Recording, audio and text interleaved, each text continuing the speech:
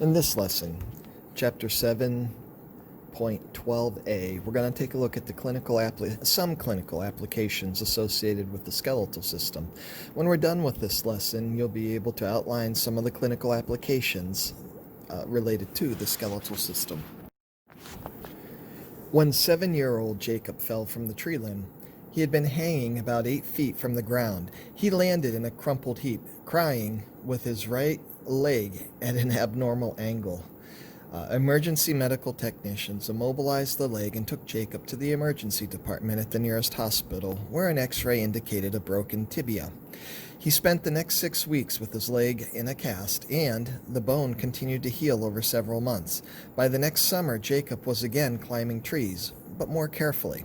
Many of us have had fractured or broken bones. A fracture is classified by its cause and the nature of the break. For example, a break due to injury is a traumatic fracture, whereas one resulting from disease is a spontaneous or pathologic fracture. A broken bone exposed to the outside by an opening in the skin is termed compound open fracture. It has the added danger of infection because microorganisms can enter through the broken skin. A break protected by uninjured skin is a closed fracture.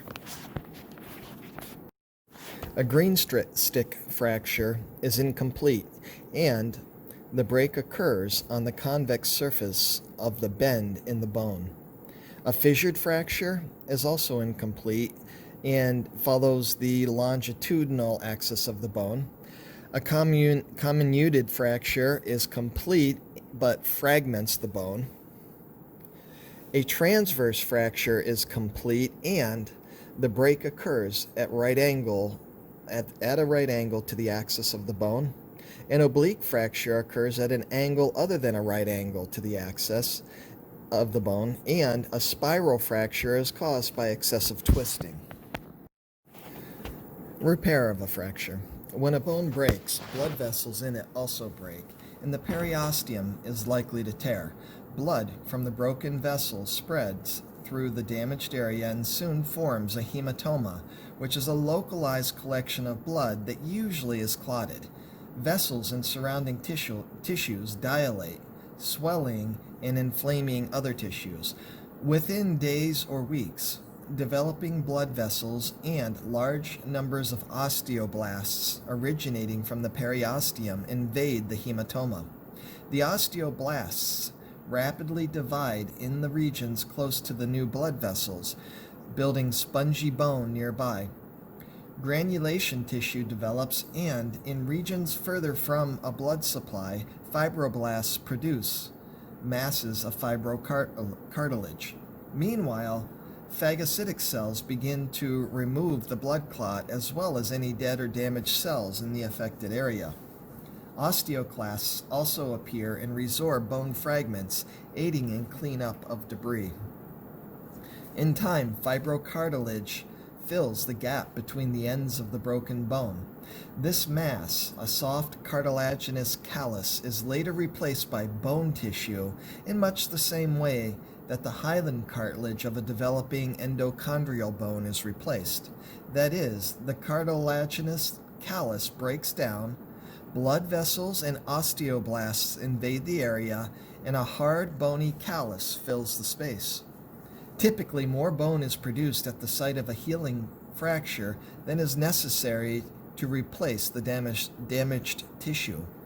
Osteoclasts remove the excess, and the result is a bone shaped much like the original bone.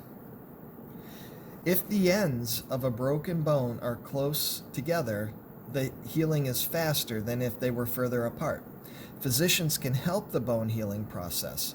The first casts to immobilize fractured bones were introduced in Philadelphia in 1876, and soon after, doctors began using screws and plates internally to align healing bone parts. Today, orthopedic surgeons also use rods, wires, and nails. These devices have become lighter and smaller. Many are built of titanium. A device called a hybrid fixator treats a broken leg using metal pins internally to align bone pieces. The pins are anchored to a metal ring device worn outside of the leg. Some bones naturally heal more rapidly than others. The long bones of the upper limbs, for example, may heal in half the time required by the long bones of the lower limbs, as Jacob was unhappy to discover. However, his young age would favor quicker healing. Clinical application: preventing fragility fractures. Skeletal health is a matter of balance. Before age 30, cells that form new bone counter cells that degrade it, so that living bone is in a constant state of remodeling. Then the balance shifts so that bone is lost, especially in women past menopause due to hormonal changes. This imbalance may progress due to osteopenia, may progress to osteopenia, or the more severe osteoporosis. A fragility fracture is a sign of dangerously low bone density. This is a fracture that happens after a fall from less than standing height, which a strong, healthy skeleton should resist. Fragility fractures occur in more than 2 million people in the United States each year. Yet despite this warning sign, only 1/4 to 1/3 of them are followed up by bone scans and treatment to build new bone. Several drugs are used to treat osteoporosis. One class, the bisphosphonates, actually builds new bones. Osteopenia and osteoporosis are common. Osteoporosis affects 9 million people in the United States.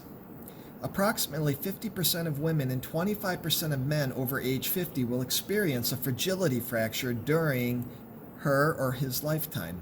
Screening is advised for all individuals over age 65, as well as for those with risk factors. The most telling predictor is a previous fragility fracture. Other risk factors include a family history of osteoporosis, recent height loss, and older age. Osteopenia and osteoporosis are not just concerns of older people approaching retirement age. People of all ages can take steps to avoid developing these preventable conditions. Researchers think that what puts people at risk is failing to attain maximal possible bone density by age 30. According to the Academy of Orthopedic Surgeons, to keep bones as strong as possible for as long as possible, it is essential to exercise for at least 30 minutes a day, some of which should be weight-bearing. Consume enough daily calcium and vitamin D, and don't smoke tobacco or marijuana. Heavy marijuana use lowers bone density and may increase the risk of fragility fracture. Disorders of the vertebral column. Changes in the intervertebral discs may cause painful problems. Each disc is composed of a tough outer layer of fibrocartilage called the annulus fibrosus and an elastic central mass called the nucleus pulposus. With age, these discs degenerate.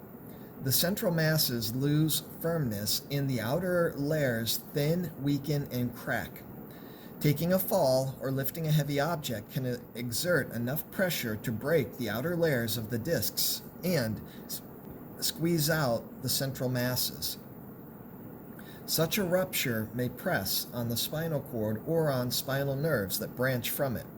This condition, called a ruptured or herniated disc, may cause inflammation with back pain and numbness, or loss of muscular function in parts innervated by the affected spinal nerves.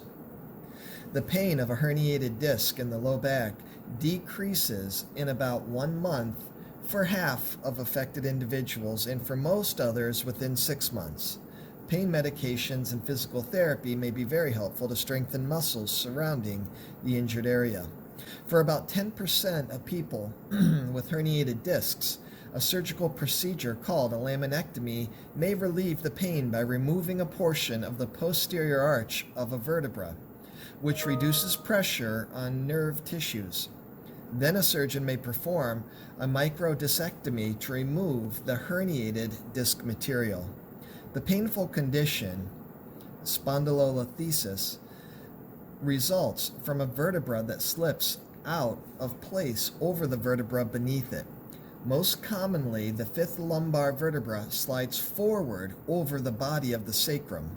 Spondylolisthesis may be present at birth, may be a consequence of small stress fractures of the vertebra between the superior and inferior articular processes, or commonly be associated with the loss of moisture in the intervertebral discs that accompanies aging. Gymnasts, football players, and other athletes and dancers who flex, extend, or rotate their vertebral columns excessively and forcefully are at elevated risk of developing spondylolisthesis. Poor posture, injury, or disease can affect the curvatures of the vertebral column. An exaggerated thoracic curvature causes rounded shoulders and a hunched back. This condition, called kyphosis, is seen in adolescents who undertake strenuous athletic activities. Unless corrected before bone growth completes, the condition can permanently deform the vertebral column.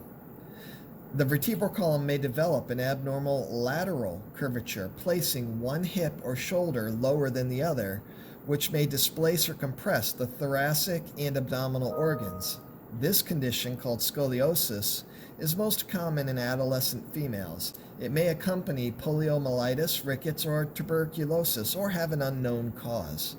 An accentuated lumbar curve is called lordosis or swayback. As a person ages, the intervertebral discs shrink and become more rigid, and compression is more likely to fracture the vertebral bodies. Consequently, height may decrease and the thoracic curvature of the vertebral column may become accentuated. Remember, kyphosis, bowing the back.